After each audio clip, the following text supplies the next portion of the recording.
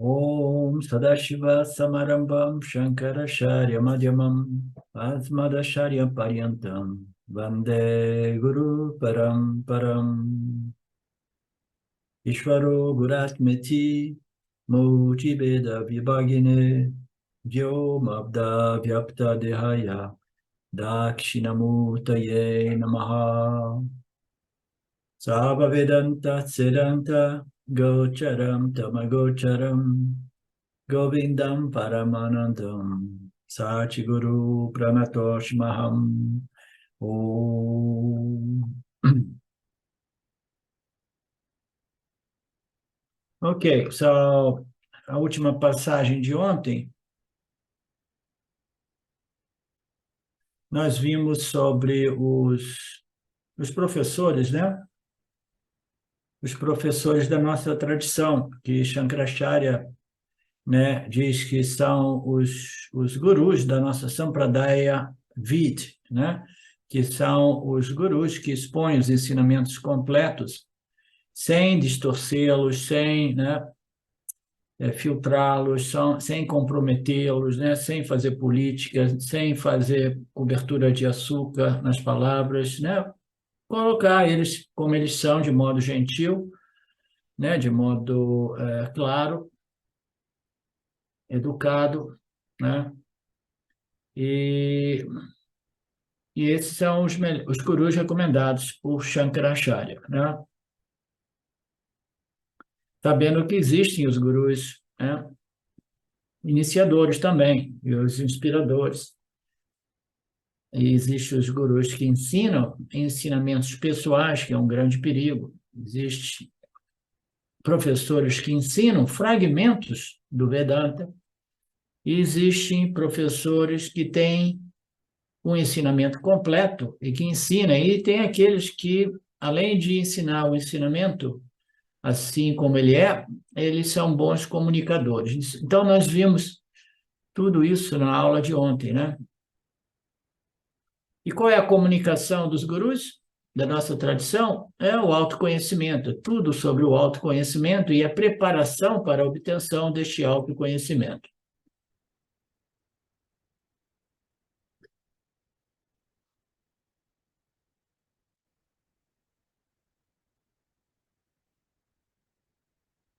E, naturalmente, o recipiente precisa estar preparado, purificado, ele precisa merecer este leite divino, este néctar divino, né? Caso contrário, a gente estaria desperdiçando esse néctar, muito embora nada é realmente desperdiçado, né? São sementes, né, desses ensinamentos que vão sendo plantadas sem que saibamos quando elas irão germinar. Mas Krishna enfatiza duas qualificações importantes nesta passagem, né? Quando ele fala... Cadê o verso? O verso vai aparecer daqui a pouco. Krishna enfatiza duas qualificações aqui. E eles chamam de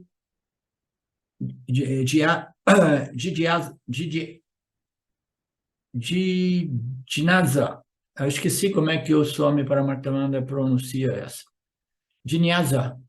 Jnasa, alguma coisa assim. Jnasa, Celeste e Vinaya. Oh, my Deus, eu botei alguma coisa aqui. Jnasa e Vinaya. Então, são duas qualificações que ele aponta aqui, né? Um é o desejo pelo conhecimento, e o outro é a humildade, como o Swami nos explicou, né? Então, são duas qualificações indispensáveis: o desejo pelo autoconhecimento, o mérito, né, que nos leva, nos conduz até as escrituras do Vedanta, e um professor competente.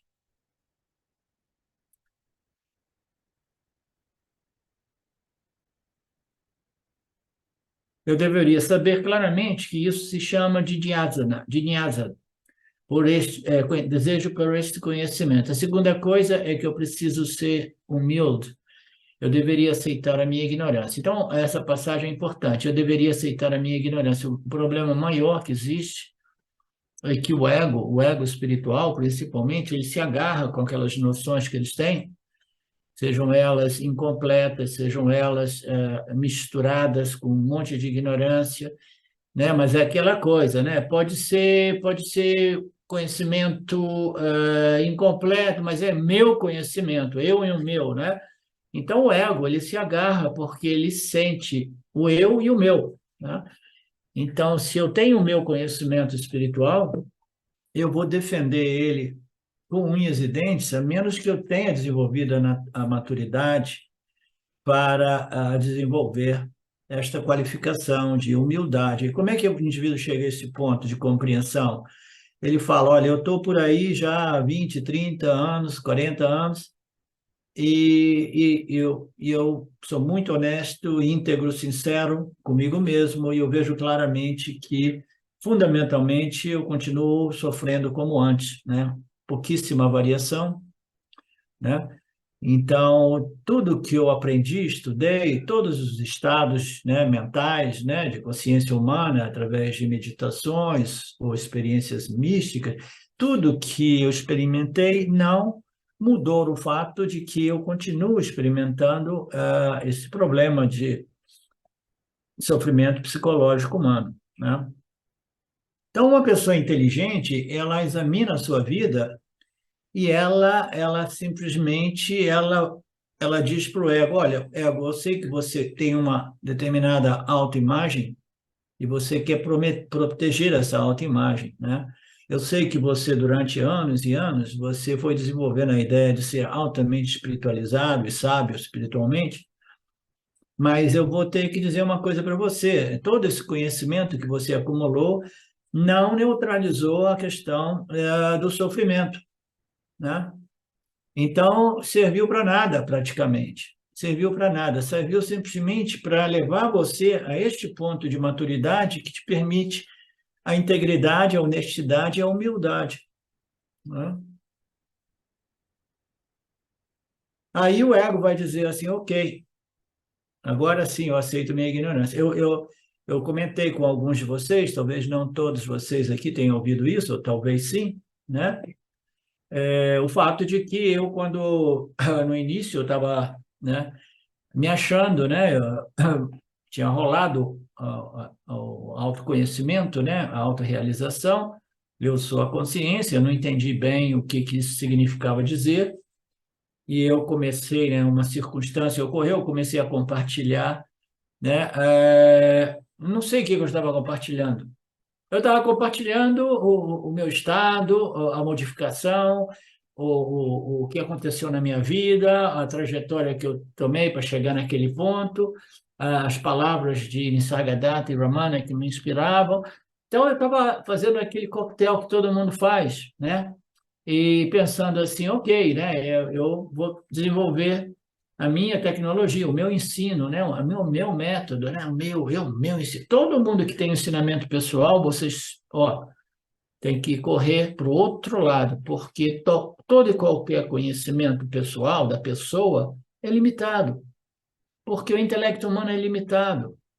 Ele jamais vai desenvolver um método de ensino que seja comparável com os ensinos revelados pelas Escrituras, que vem diretamente de Ishvara como pura inteligência.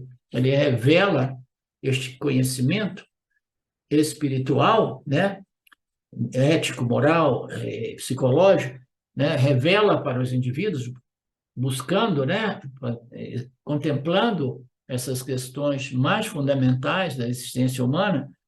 Ele revela tudo isso porque já existe embutido, todo o universo é sustentado por leis e princípios. É a inteligência pura que sustenta esse universo, né? Em todos os campos da ciência, a gente vê que existe uma inteligência suprema. As pessoas fazem confusão, porque ele é sustentado por pura inteligência, as pessoas pensam que a natureza é senciente, porque ela é inteligentemente desenhada. Mas ser inteligentemente desenhada, não significa dizer que ela contém esta senciência, esta consciência, entendeu? Ela é um organismo, o universo é um organismo vivo, sim, Mas a vitalidade, a ciência, a inteligência, toda ela é emprestada por Satitananda, por Brahman, que transmite, que transfere um pouco deste conhecimento puro a Ishvara. Ishvara projeta e sustenta o universo aparece como inerentemente contendo esta inteligência, esse chit, este conhecimento supremo. Mas não, este conhecimento supremo pertence a Ishvara e a Brahman, entendeu? Mas as pessoas sobrepõem, né? Então, eu estava lá fazendo os meus satsangs, né, falando um monte de bobagem. Aí um dia, eu querendo ficar famoso, né, etc., ser todos aqueles resíduos, né, de vaidade, de ignorância, porque o autorreconhecimento é o início dessa jornada, num outro patamar, né? E aí o que que acontece? Eu estava viajando e encontrei um livro de Vedanta do James Schwartz.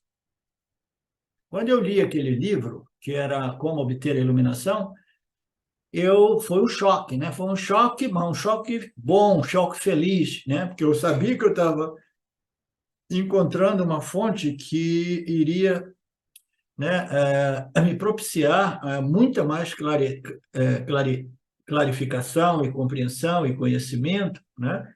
Clareza mesmo, né? Aí eu fiquei doido, né? Com tudo aquilo. Comecei para estudar o Vedanta, aí rapidinho, o que que eu fui fazendo? Eu fui cancelando os meus vídeos no YouTube, dos meus satsangs iniciais, né?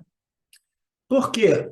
Porque o meu ego não estava investido nos meus ensinamentos, entendeu? A ponto de rejeitar a verdade, né? Rejeitar, né? O fato de que eu estava transmitindo noções misturadas, equivocadas, pedaços de verdade misturados com um monte de bobagem, né? Então, eu tive esta qualificação desenvolvida, a humildade, que me permitiu parar, né, de falar bobagem e passar um tempo estudando as escrituras, né? Então, isso para ilustrar a questão da... Ó, chegou décimo primeiro e 12º homem, hein, Marcelo? Ó, de agora em diante, a gente vai dar certificado do 10º em diante. Assim, de repente, vai motivar as pessoas a virem, né? Então, a humildade. A humildade permite que eu aceite a minha ignorância espiritual, sem nenhum problema. Mas, para o ego, aceitar a ignorância é o que existe de mais difícil. O ego não quer admitir. Por que eu devo estudar com as escrituras? Eu ouvi falar que existe alguma coisa como o Satguru, que é o guru interior. Eu sou o meu próprio guru, né? O ego vai criar um monte de estratégia para dizer: escritura para quê? Guru para quê? Tá doido? Eu sou o meu próprio guru, né? Ele não sabe que ele é a consciência, mas a mente, ela está sendo governada pelo ego, e o ego é ignorante, e ele jamais pode se libertar sozinho desta ignorância cósmica. Ele precisa de um fator externo chamado escritura guru, que vem num pacote único. Então, o ego vai lutar. Eu já li muitos livros do Neo Advaita, eu li esse guru, eu já li tantos livros, centenas, né? Se eu disser para você o volume de livros espirituais que eu li, eu fui dando. Hoje eu não tenho mais nada. Nem mesmo meus livros de Vedanta, eu não sei, ficaram na América, eu acho. Entendeu? Porque você vai subindo um pouquinho no patamar, aí você pega aquele monte de livro e fala assim: ok, quem quiser está aqui, ó. Não tem mais valor para mim. Aí você sobe um outro patamar, aí olha para aqueles outros volumes que você acumulou, aí, ó, passa adiante, senão vira elefante. E assim eu fui dando tudo, né? Mas o ego vai falar assim: não, ó, olha a minha library. Como é que é library? De biblioteca? Olha a minha biblioteca pessoal, eu tenho 785 livros espirituais, eu li todos eles, né?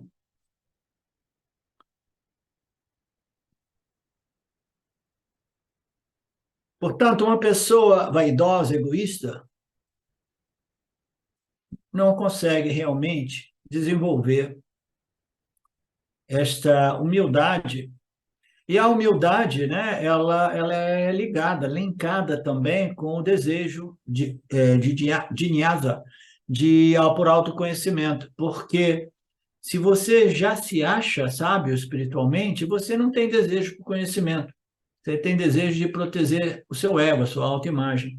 Então, eles vão juntos, esses dois princípios, né? O desejo pelo conhecimento, alguém que deseja conhecimento e alguém que ainda não está satisfeito, né?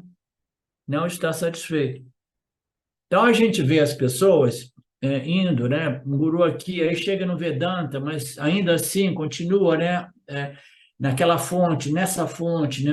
Vendo o que que esse cara fala, o que que aquele cara fala. Então, ele não desenvolveu ainda uma clareza, né? A respeito da pureza destes ensinamentos revelados pelo Krishna Guru, pelo Lord Ishvara, né? Então ele fica meio confuso e fica sempre misturando um pouco de conhecimento equivocado com conhecimento puro, né?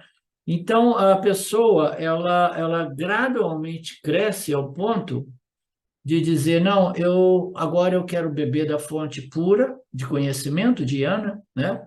E eu quero beber porque eu ainda não estou satisfeito. Tudo que eu bebi antes não me satisfez. Por quê? Porque era um pouco de conhecimento misturado com ignorância, né? E quando a gente engole um pouco de conhecimento com um pouco de ignorância, a gente processa, a gente internaliza, integra no nosso ego, né? Na nossa imagem, e depois é difícil de poder abrir mão, expelir tudo isso. E também você não sabe exatamente o que era conhecimento bom e o que era conhecimento equivocado, porque é tudo misturado, e depois fica um organismo assim, você pensa, não, eu tentei ajudar algumas pessoas mais próximas em termos de familiares ou quase familiares, assim, mas é impossível. O cara passa uma vida inteira ingerindo essas coisas, entendeu? E no final, é uma confusão só, a pessoa está perdida, confusa, sem saber de onde começar. Aí você fala para a pessoa: olha, você tem que simplesmente abandonar tudo e começar do zero. O cara, sim, vou pensar sobre isso. E não vai fazer nunca isso. Nunca isso, entendeu? Começar do zero, depois desta idade de 50, 60, 70 anos. Não, eu estou agarrado em tudo aquilo que eu acumulei, né?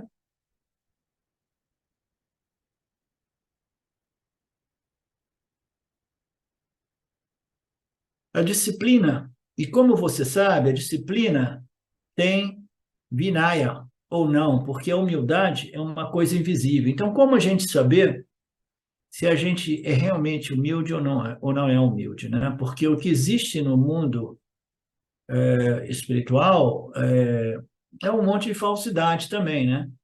Um monte de pessoas tenta falsificar tudo, principalmente a humildade, né? Você vai por aí, você vai ver as pessoas com aqueles sorrisos de santos, aqueles olhares de santos, né? Aquelas palavras doces que só santos conseguem, né, oferecer, né? Então, a falsificação é generalizada em todos os campos da experiência humana, né? E, no mesmo modo, no campo da espiritualidade. Como a humildade é algo imperceptível, né? Porque é uma atitude, uma qualidade interior, né? É, é um, é um caráter, né? Uma qualidade mental. É impossível a gente saber se alguém é realmente humilde ou não, né? Mas a gente não precisa saber se a pessoa é humilde ou não. A gente precisa sempre ficar focado em nós mesmos, né? Eu quero saber se eu sou realmente humilde ou não, né? Então, isso é que é o mais importante. Até que ponto, né, meu ego está bem sob controle, né? Eu mantive ele, eduquei ele, né? regulei ele de modo que ele genuinamente desenvolveu uma humildade. Então, esta humildade genuína não é mais realmente uma humildade, isso é sabedoria.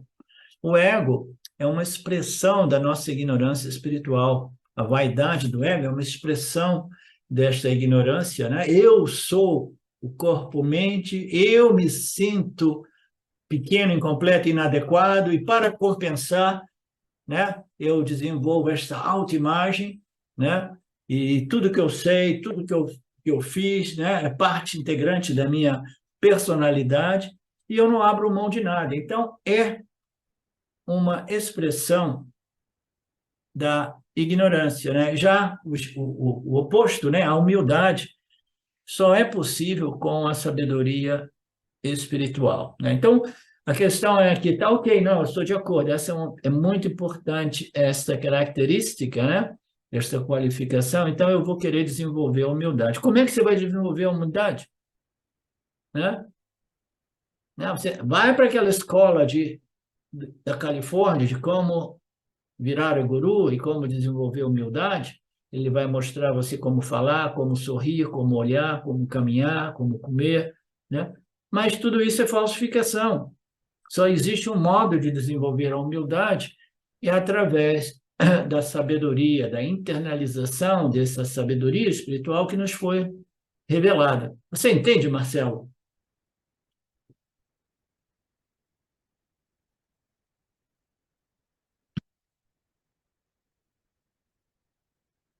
E aqui o Swami fala que, portanto, as escrituras diz que é importante que o indivíduo seja humilde. E aqui ele fala sobre a humildade do estudante em relação ao seu guru, que é uma coisa mais comum dentro da cultura védica, vedântica, mas totalmente incomum, né, no Ocidente, no que diz respeito às pessoas em geral em relação a um guru de verdade, que é o guru que expõe as escrituras. Se for um guru babá, não, aí todo mundo lá está babando, né? Se jogando nos pés, fazendo toda aquela palhaçada, né? Mas se for um guru que ensina, né? Que se coloca no mesmo nível, né? Sem todo aquele folclore, né? De se colocar num pedestal, e etc, etc. Aí é mais difícil encontrar aquelas pessoas que não fazem confusão. Uma das coisas que eu observei é como o professor de Vedanta, quando ele é um grihasta, né, uma pessoa do mundo, ele vive e ele se relaciona com pessoas, e algumas dessas pessoas se tornam relativamente pessoas amigas, né? Até mesmo fora um pouco do contexto do relacionamento professor-estudante, professor-discípulo, né? E às vezes é fácil fazer confusão, né? Então, essa humildade permite a pessoas como o Marcelo, entendeu? De compreenderem a importância deste relacionamento guru-discípulo, entendeu?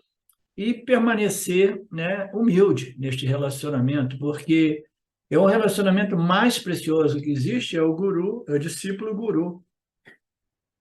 Porque o guru não tem nada a ganhar nesse relacionamento. É o único relacionamento no qual uma parte não tem nada a ganhar. Tá? Único, único, único. Todo outro relacionamento é uma barganha. Mas o discípulo-guru, um guru de verdade, realmente, o guru não tem nada a ganhar. Ele quer compartilhar esses ensinamentos de modo mais íntegro, né, honesto, de acordo com a sua competência, né? E o discípulo só tem tudo a ganhar, só tem tudo, tudo, tudo a ganhar. E muitas vezes o discípulo não se dá conta e ele aqui e ali, ele perde o respeito pelo guru, entendeu? Perde o respeito pelo guru, faz confusão e aí ele não exprime, não expressa, né, a humildade que é inerente no relacionamento guru-discípulo. Veja bem, no Vedanta, o guru ele se apresenta não num pedestal lá em cima, mas como um amigo de Arjuna. Krishna se apresenta como um amigo de Arjuna. não somente um amigo de Arjuna, mas um servente de Arjuna. Mas como assim? Sim, ele é o motorista do jipe de Arjuna, da carruagem de Arjuna, né? Então, por que que o professor, na nossa Sampradaya, se apresenta como um amigo, que é muito fácil as pessoas fazerem confusão a respeito disso? Simplesmente para quebrar aquela barreira, né, de que o guru está lá em cima e o discípulo está lá embaixo. Então, um guru honesto, a linguagem dele, ele se inclui em tudo, entendeu? Nós estamos crescendo, nós estamos assimilando, nós estamos aprendendo, nós temos dificuldade. Isso para quebrar aquela barreira, de modo que o indivíduo, que os estudantes, se tornem mais suscetíveis, mais abertos para os ensinamentos, porque o ego do discípulo vai resistir. Ele resiste a esses babás da vida que se colocam lá em cima. Quando o ego é muito estúpido, não, né? Ele se joga mesmo e fica lá babando no chão. Mas, em geral, qualquer pessoa mais inteligente, quando você vai num ambiente desse, de babás, e os caras se colocam lá em cima, um indivíduo um pouco mais maduro diz assim: olha, eu vou sair pela porta dos fundos, né? Porque isso aqui está provocando o meu ego. Esse cara pensa que ele é o único sábio aqui, né? E ele não é sábio, porque ele é cheio de vaidade, etc, etc, né? Então, no conceito vedântico, né, existe o namaskara para o seu guru, né? Então, o namaskara, existe a prostração até no chão, tocando o pé no guru, que é um simbolismo lindo, maravilhoso também, que a gente não vê no Ocidente, né? Mas pelo menos um namaskara, e se não tem o namaskara, que seja uma atitude genuína, de respeito para com o seu guru, entendeu?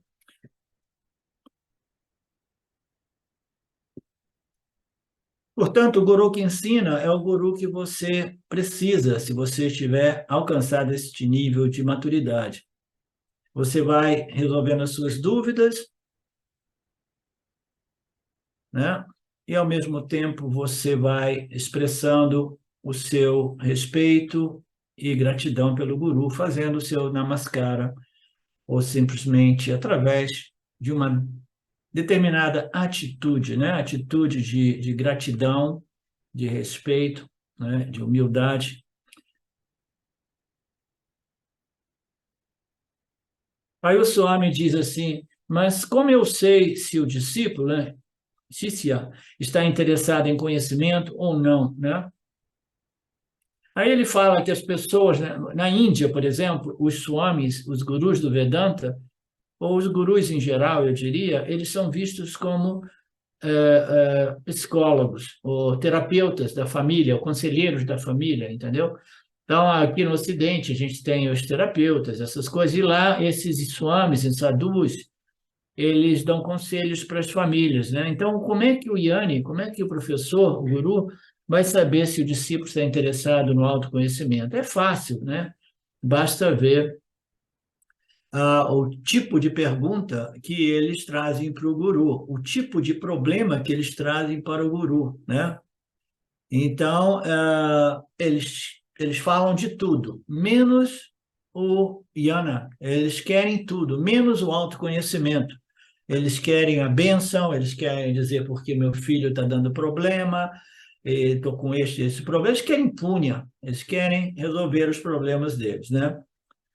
Então, e o guru está naquela situação, e o Swamiji, muitas vezes, ele denota, né, que ele também passa por tudo isso, né? As pessoas perguntam, e ele tem que responder alguma coisa. Eu tenho a tendência de jamais me comunicar neste nível com os meus alunos, né?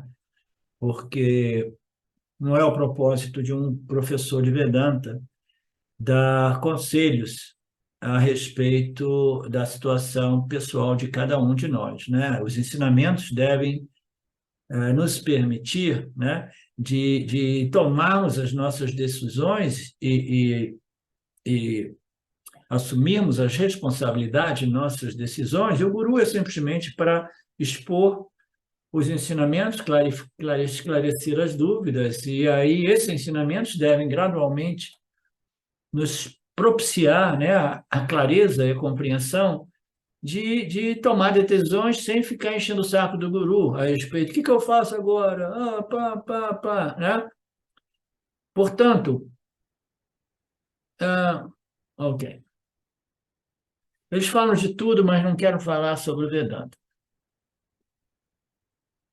Ok. Não vou me alongar muito nisso, mas para aqueles raros indivíduos que estão contatando o guru com uma atitude adequada, querendo realmente, sem vaidade e arrogância, querendo realmente o autoconhecimento, não um certificado de iluminação, como algumas pessoas, né? Uma vez, eu acho que eu já comentei com alguns de vocês, bem no início, né? Um amigo meu me escreveu uma carta se declarando iluminado e falando, né, 2 páginas, contando o modo qual, né, o percurso dele até que ele chegou e agora, e me agradecendo também. Tá? E eu li, eu falei assim, meu Deus, o cara realmente está derrapando, né?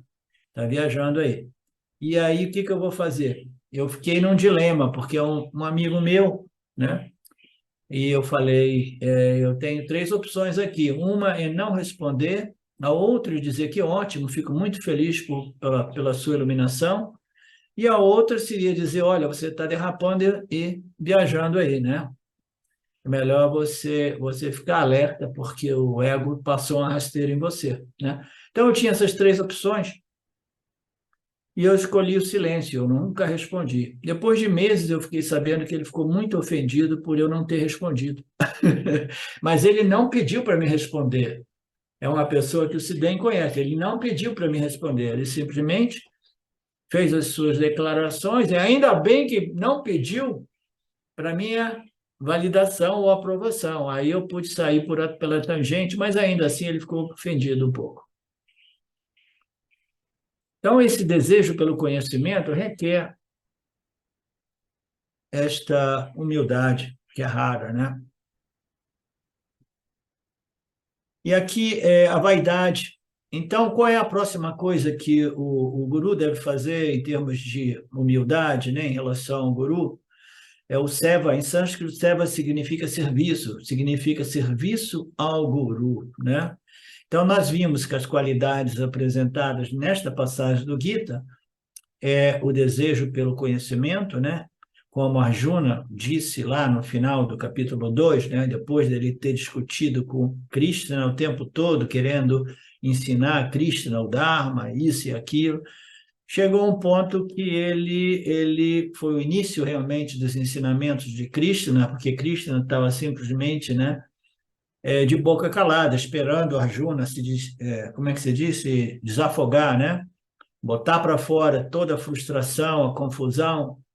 Aí chegou no ponto que o Arjuna disse assim: sim, ok, eu estou confuso. A verdade é que eu estou confuso. Por favor, me ensine. Please, teach me. Né? Então, este é um ponto mais crucial na vida de um indivíduo. Né? Admitir, reconhecer a sua própria ignorância e pedir ao professor, né?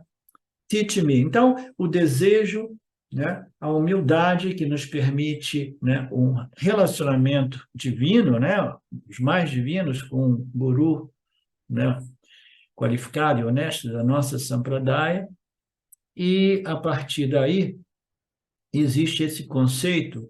Qual é a próxima coisa? É o serviço ao guru. Então, qual é a proposta? Isso é um tema, né, que não faz muito sentido nos dias de hoje, principalmente no contexto das nossas sociedades ocidentais. Qual é o propósito, né? Que viagem é essa de serviço ao guru? E o Swami Paramarthananda explica muito legal isso para a gente. Tá? Ele fala que tem 2 propósitos de serviço ao guru. Né? Quando o discípulo vem ao guru, ele começa a aprender, ele não tem escopo para todos os outros tipos de serviço, porque ele vem ao guru e está envolvido em aprender. Portanto, ele não pode fazer outros tipos de karmas, outros tipos de ações. Então, naturalmente, isso se refere aos indivíduos que, dentro da tradição, vão para um ashram ou vão para um gurukula, né? E falam, ok, agora eu vou ficar aqui por 3 anos, né? Como Dayananda oferece os cursos, né, de 3 anos de Vedanta, né? Eu tenho 3 anos que eu vou dedicar a esses estudos, né? Então, eu estou aqui. Aí o guru vai dizer, ok, então você vai ter que fazer alguns serviços, né? Serviço ao guru significa você tem que fazer alguns trabalhos também, você tem que dar alguma coisa em retorno. Então, você tem que fazer uns trabalhinhos, né? Por que que você vai ter que fazer um trabalho para o ashram, para o gurúkula ou para o guru, né? Serviço para o guru. O primeiro ponto é que você tem rajas e agora você foi para lá para estudar e contemplar e você não tem mais possibilidade de fazer ações, karma, né? Então, o serviço ao guru, o serviço ao ashram, permite ao indivíduo de, pelo menos, né, esgotar, exaurir um pouco de rajoguna fazendo alguns serviços, né? Seja cozinhando arroz, seja limpando os banheiros, alguma coisa, né? Uma pessoa com uma mente ainda muito rajásica precisa fazer, né? Precisa fazer. Então ele veio para o Gurukula e ele precisa fazer algumas coisas, né? Ele está envolvido em ouvir Shravana, Manana, Nididhyasana, mas ele precisa fazer alguns karmas porque ele ainda tem muito Rajoguna. E este processo, né, de karma e yoga, né, no Gurukula, no ashram, né, servindo o ashram, servindo o guru, ele irá remover gradualmente as impurezas da mente. Isso nós compreendemos, né? Nós compreendemos que Karma Yoga é o grande purificador, né, natural da mente, porque a gente está fazendo ações mas com determinada atitude e espírito, e agora o privilégio, eu estou fazendo ações dentro do âmbito de nossa comunidade espiritual. É mais fácil lembrar que tudo isso é um serviço a Ishvara, né? Sendo manifesto como um serviço à comunidade, como serviço ao guru, como serviço ao ashram, né? Então, isso irá gradualmente remover as impurezas. Mas se o indivíduo já for extremamente puro, então ele não precisa de fazer serviços para o ashram, né? Os serviços servem principalmente para permitir aos indivíduos, muito rajásicos, né, que eles coloquem essa energia vital, né, criativa, de modo criativo, né, a serviço da Sampradaya, né, coisas que o Marcelo tem feito muito nos últimos anos, né? Agora, imagina se amanhã o Marcelo é tão puro, que ele não quer fazer nada, ele quer ficar em Nirvikalpa Samadhi ou contemplando as escrituras. Aí eu vou perder o meu grande assistente, né? Que é o Marcelo Aranha, né? Ele também é de família minha, né? Aranha e Aranha, ambos. Então, o segundo propósito do serviço ao guru é a respeito do relacionamento. Então, você vai no ashram, vai num lugar desse, você começa a fazer serviço, né? Então, o guru e aquelas pessoas daquele gurúkula vão começar a compreender melhor quem é realmente o Marcelo, né? Quem é realmente a Marinéia, quem é realmente a Betânia, né? Então, você vai compreendendo melhor o estágio de desenvolvimento, né, dessas pessoas, você vai se tornando mais familiarizado, né, com essas pessoas. Então, você neste relacionamento, você vai compreender a mente do discípulo, né? Quais são os pontos fortes, os pontos fracos, né? O que o discípulo precisa mais, né? Então, você vai se criando uma climatização dentro do contexto deste relacionamento, que permite ao guru de te conhecer um pouco melhor ao nível do seu processo, ao nível da sua capacidade, né, do seu desenvolvimento espiritual, né? Então, este é o outro ponto, né? Então, por quê? Porque agora o indivíduo, né, está num ambiente novo, numa atmosfera nova. Existem outros alunos nesses ashras, nesses gurus, né? Tudo é novo. O professor é relativamente novo, né? Tudo é novo. Portanto, inicialmente, para entrar nesse sistema discípulo-guru, né, a mente precisa se aclimatizar, né? Precisa se integrar precisa entrar nessa atmosfera nova, e após 1 ano ou 6 meses, né, o professor vai dizer, vamos fazer uma climatização no acampamento base e passar 1 mês ou 2 lá, né? Então, são os campos de Vedanta, eles ocorrem assim, 1 mês, 2 meses, todo mundo acampado, literalmente, nos velhos tempos, né? E Vedanta, Vedanta, Vedanta, Vedanta, nos velhos tempos, Shimayananda se diz que ele fazia campos de Vedanta até de 6 meses, né? Uma coisa exagerada, né? Então, é como se você estivesse se aclimatizado com esta energia, esta vibração de energia dos ensinamentos, né, do professor, né, que requer um pouco de tempo, né? É como você ir gradualmente querer subir no pico do Everest, aí você tem que se aclimatizar gradualmente. Vamos acampar aqui, vamos ficar um dia para a gente se habituar nesta altura, né, altitude. Aí você vai gradualmente, gradualmente, gradualmente, né?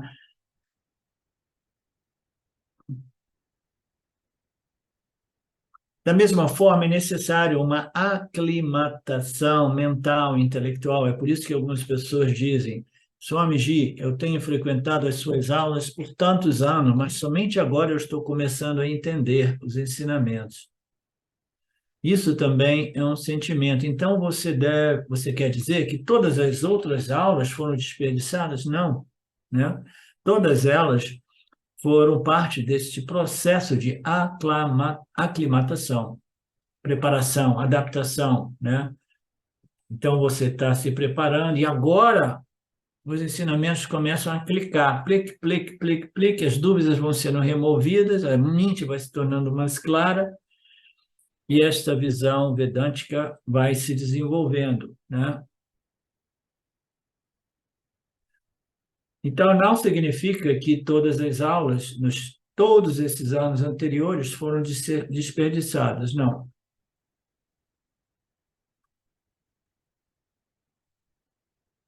E o Swami diz, não, elas não foram desperdiçadas, foram parte da sua preparação mental, da sua preparação física e intelectual. E aí o Swamiji, que é um realmente, né, um Mahatma, né, honesto, né, eu tenho uma admiração por ele, né, para mim ele é um dos professores, é o professor mais brilhante e competente da nossa Sampradaya, entre os vivos, naturalmente, né? E aí ele aqui, naquela pureza, sabedoria, né, que não pode nem ser dito ser humildade, é parte do caráter de uma pessoa sábia. Ele diz: eu também, durante todos esses anos, eu estive aprendendo e me ajustando a você, me aclimatizando a você,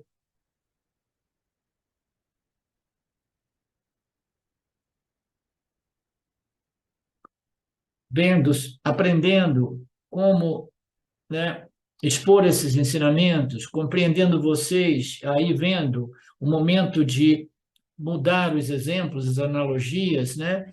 O modo qual responder a você, levando em conta o seu nível de desenvolvimento. Então, tudo isso é parte deste processo de aclimatação que até mesmo o guru passa, né? O guru, eu também, Swamiji fala, eu também estou constantemente me aclimatizando com a atmosfera do aluno, né? Eu tenho que falar numa língua que esses ensinamentos sejam reconhecidos, compreendidos, né?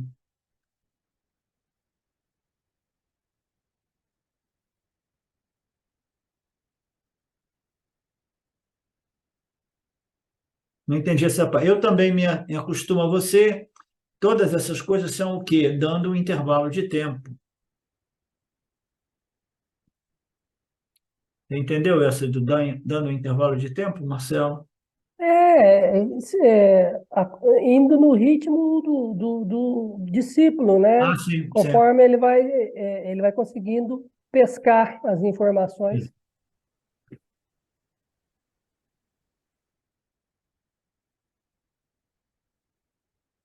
Então ele está ali, o Swami, a gente está falando do serviço ao guru, serviço ao ashram, né? Quem é que faz mais serviço do que o guru mesmo, né? Por isso que a Arjuna está lá servindo, Krishna, né? Lord Krishna está lá servindo como um servente de Arjuna. O guru é aquele que realmente oferece o serviço maior neste relacionamento, né? Sem desejar nada em retorno, nenhuma compensação econômica, financeira ou qualquer outro tipo de compensações que são ainda mais problemáticas, né?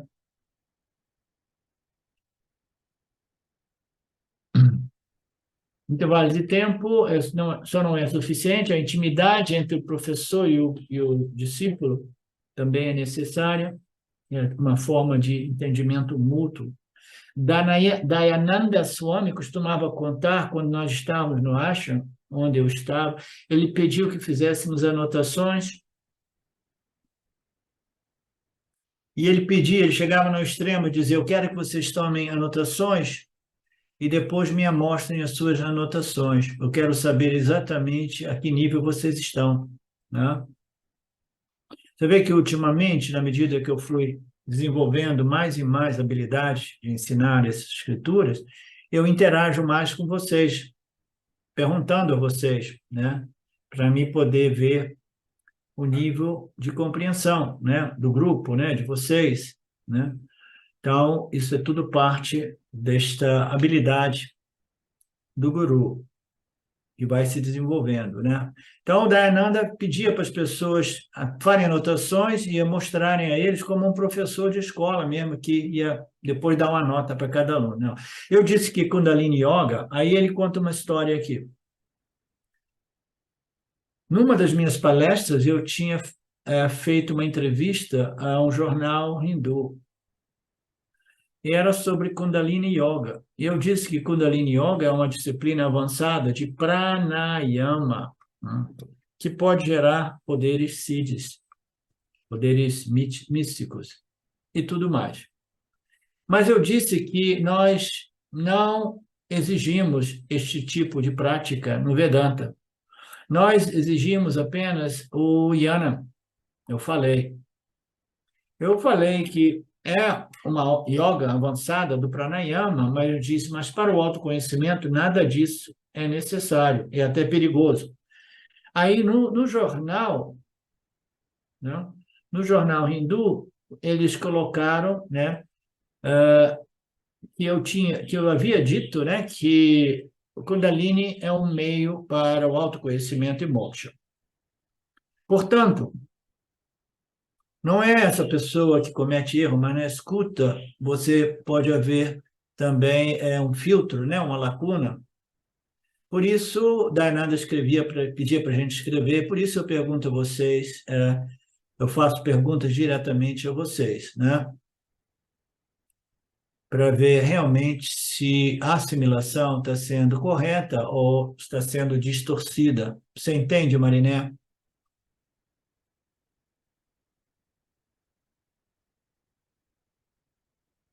Aí ele fala, então, eu tenho constantemente estar examinando e julgando, né, os meus alunos, né, acessando o nível de compreensão deles, né, e os alunos também, eles estão sempre me julgando, isso é inevitável, né, o aluno, ele jamais deve haver uma fé cega no seu guru, essa fé precisa ser merecida pelo guru, né, então, no início, os alunos eles estão lá observando e julgando o guru.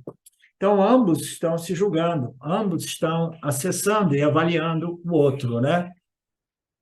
Então, tudo isso é parte deste período de aclimatação, e no qual o discípulo conhece o guru conhece o discípulo, né? E tudo isso é serviço. E com isso se torna o discípulo se torna qualificado e o professor vai se tornando sempre mais qualificado também. A comunicação é bem sucedida. Portanto, como disse o Arjuna, né, ele falou, né, eles os sábios, os yanis, irão transmitir este conhecimento, Aham Brahmasmi, para você. Procure este tipo de guru, o guru que ensina Aham Brahmasmi. Depois de obter esse conhecimento, você não terá ilusões deste modo, desta maneira mais. Então, as ilusões serão destruídas, verso 35. Ó Arjuna, por meio deste conhecimento, você verá todos os seres, sem exceção, em mim e em você mesmo, né? Então, isso é uma passagem bonita, um verso bonito, e apresenta, né, os dois estágios de compreensão do Yanni, né? Eu acho que eu toquei nesse assunto ontem, no momento ali, né? Eu fiz uma pergunta para a Marinéia, depois o Marcelo e a Betânia também se expressaram, né? A respeito disso, né? O primeiro nível de compreensão, depois de você obter esse conhecimento do seu guru, as ilusões serão destruídas, né? E por meio deste conhecimento, você entenderá que tudo existe dentro de Brahman, e como também que tudo existe dentro de mim, né? Então, o primeiro estágio é compreender que tudo se resolve em Brahman, porque tudo nada mais é do que um reflexo ou uma sobreposição aparente, né, de configurações produzidas por Maheshwara a partir das três energias e dos elementos. Então, essas configurações, elas se resolvem em Ishvara. Portanto, eu vejo todos os seres em Ishvara, eu vejo todos os seres em Brahman, como sobreposição em Brahman. Aí o que fica faltando, Marcelo? Fica faltando somente, né, reconhecer e reivindicar que eu sou Brahman. Então, se eu digo que tudo ocorre em Brahman, né, e ao mesmo tempo o Krishna Guru está dizendo tudo ocorre em mim mesmo, então eu sou Brahman. Esta é a conclusão simples, né? Eu sou Brahman. Somente porque eu sou Satchitananda, eu sou a consciência, e não esta manifestação aparente, o corpo-mente, né? Se eu me defino como a consciência, eu sei que tudo está correndo dentro de mim, né? E se tudo ocorre em Brahman, tudo ocorre em Ishvara, que é a primeira compreensão, né? Então eu só posso ser Brahman, que é a natureza de Ishvara. O verso anterior, o tópico glorificação do conhecimento e os meios do conhecimento está completo. Agora, neste verso e nos seguintes, Krishna está falando sobre Yanapala, o resultado. Pala é o resultado desta sadhana de Shravana, Manana e Nididhyasana, né? Qual é o resultado de ação? Todas as ações irão produzir o quê? Um resultado, e esse resultado é uma experiência de melhoramento, né? Ou, né, de declínio também, né? Do complexo corpo-mente, né? Decadência, declínio, né? Mas existem resultados do Yana. O que é o resultado do Yana? Quando nós dizemos Yana, é o autoconhecimento, não é simplesmente conhecimento científico, né? Aqui, Krishna começa a falar sobre os resultados do Yana, deste autoconhecimento bem assimilado, internalizado e retido, né? Então, nós vamos ver aqui os frutos do autoconhecimento nesses três versos, né? Os benefícios são vários, e Krishna apresenta os benefícios de modo diferente neste contexto, e realmente é um ângulo diferente. Você vê, os gurus, né, os ensinamentos da nossa sampradaya é simples, é mais ou menos o mesmo, mas vai apresentando, né, dentro de contextos diferentes, né, apontamentos diferentes, né? Qual é o benefício do autoconhecimento, né? Quais são as qualificações? Então, dentro de determinados contextos, o guru apresenta apontamentos diferentes, né, para o indivíduo, né, tentar cercar a ignorância, porque numa desses apontamentos a ficha cai, né? Neste verso, ele apresenta o resultado do Yana, o Yanapala, de duas maneiras diferentes. Primeiro é cessação de ilusão, e a outra é os conflitos da vida, cessação dos conflitos, né? Então, nós vimos já diversos textos que apresentam os benefícios do Jnana, né? Quais são os benefícios do autoconhecimento? Todos os nossos textos passam por isso de novo e de novo, para que nós estejamos motivados a buscar o autoconhecimento, estimulados, né? Inspirados, né? Então, aqui, o Lord Krishna apresenta a cessação, a destruição da ilusão, né? E a destruição dos conflitos. Conflitos são karmas, karmas conflitantes, como eu costumo dizer. Os karmas negativos, difíceis, são desconfortáveis, eles trazem o quê? Conflitos, né? Então, vai destruir a ilusão e vai destruir os conflitos na vida. E a gente faz uma pausa de 10 minutos e a gente volta daqui a pouco. Om Purnamada Purnamidam Purnamudachyate Purnasya Purnamadaya Purnameva Vashishate Om Shanti Shanti Shanti Namastê. Olá, queria trazer aqui para vocês o quanto eu tenho me beneficiado dos ensinamentos do Vedanta. Esses ensinamentos do Vedanta, eles mudaram a minha vida, o meu estilo de vida, né?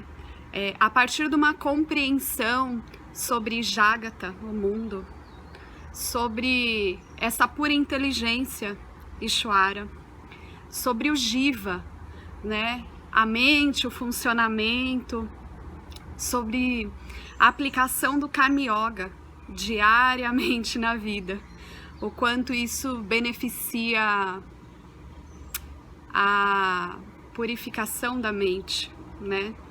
Para poder daí acessar aquilo que é mais valioso. Aliás, eu diria sem valor estimável, inestimável, né? Uma riqueza profunda, que é a compreensão sobre os ensinamentos de Satya, a consciência, a existência ilimitada que sou. Bom, eu sou uma aluna de Vedanta, desse grupo Vedanta Brasil, que iniciei a jornada, estou no começo da jornada, mas essa jornada seria impossível sem o apoio diário de um professor qualificado, o professor Arlindo Nagar, nosso professor, que dedica a sua vida, que dedica as batidas do seu coração exclusivamente para o ensino do Vedanta.